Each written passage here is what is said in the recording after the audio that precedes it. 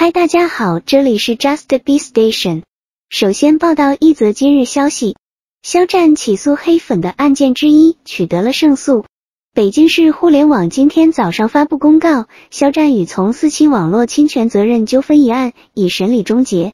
判决内容如下，被告需在判决生效7日内，在其新浪微博账号内公开置顶发布声明向原告赔礼道歉，并保留30日，之前内容需事先经法院审查，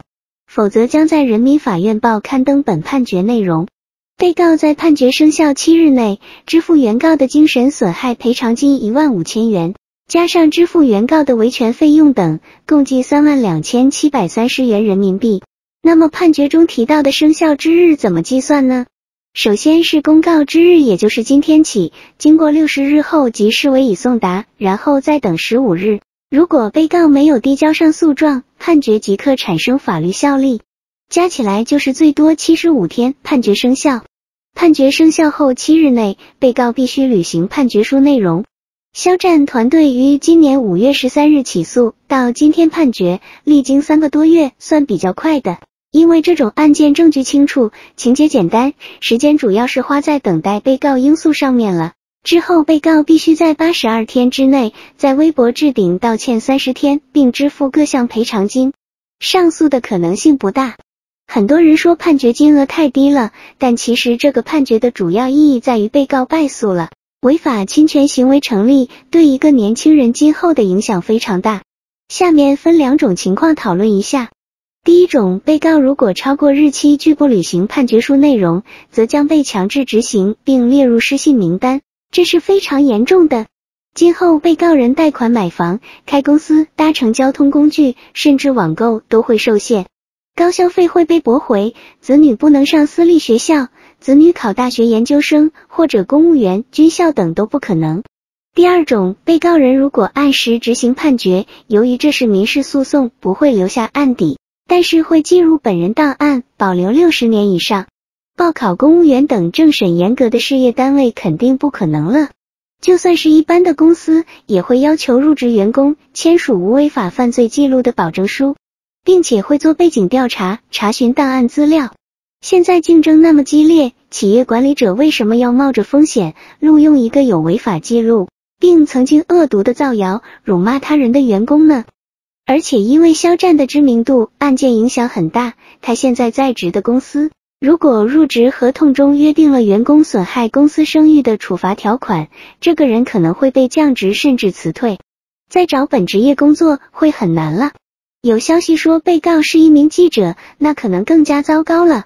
并且他周围的同事、亲戚、朋友肯定能知道这件事会怎么看他。可能一个平时看着不错的人，忽然有了在互联网上肆意喷脏造谣的恶毒形象。凡是有着正确3观的人，谁敢靠近这样的人？谁知道背后会被他怎样造谣辱骂呢？没记错的话，这应该是肖战告黑以来第一个结案的。之前6月份有一个裁决书，只是驳回被告提出的管辖权异议，案件现在仍然没有判决。所以这个案件虽小，但意义重大。说明互联网并非法外之地，只要侵权就有可能被肖战工作室起诉，并会受到严重的处罚。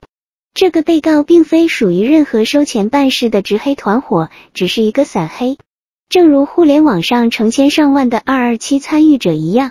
所以这些人要小心了，不要以为法不责众就可以为所欲为。也许概率是1/1000，但是只要抓到你，受惩罚的概率就是100%。这个震慑作用是很强的。我们现在可以等待他82天之内的道歉吧。贴心提示，如果他发了道歉微博，大家千万不要因为愤怒而在下面发表不恰当的言论，以免被人抓住把柄。点赞博文和下面正确的言论应该是可以的。肖战代言的中国李宁最近动作频频，上周刚刚推出新款西装和运动服饰，今日再次推出创意潮流系列套装。整体为黑色系，搭配白色点缀，衬衫和夹克采用不对称亮色拼接图案，时尚设计感十足。有眼尖的网友发现，肖战从代言以来，这么多次的服饰广告展示，好像都是同一天拍摄的。肖战代言李宁至今已经5个月了，这期间肖战的头发一直在变长，最新一次在参加李宁的乒乓球节目出现时，可以看到头发已经接近2019年我们的歌时期的长度了。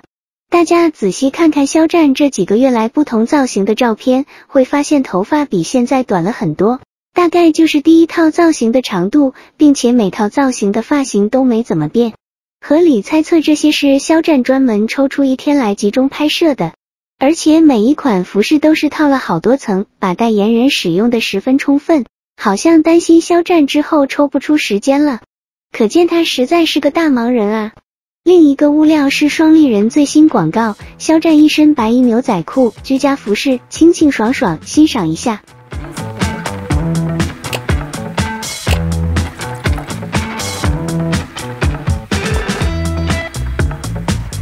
双立人，让生活每一面都精彩，大家快来哦！肖战打假小队昨天发布打假消息，有人造谣说肖战工作室招聘实习生，实习期半年，其中3个月远程实习，3个月实地北京，要求是大学在读生。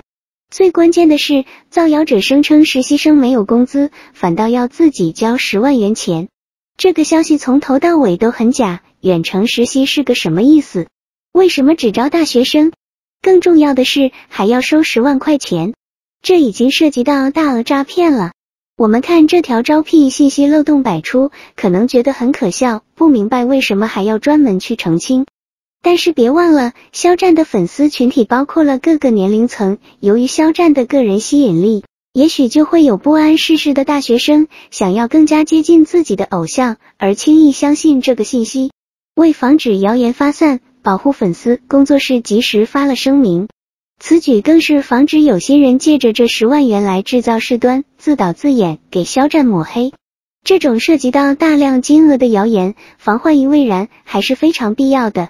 另一个辟谣就是前一阵盛传的肖战将参加东方卫视的综艺节目《我们的歌》第3季，还有自媒体说节目组拿这些明星溜粉。上海娱乐传媒集团亲自发了删帖函来辟谣，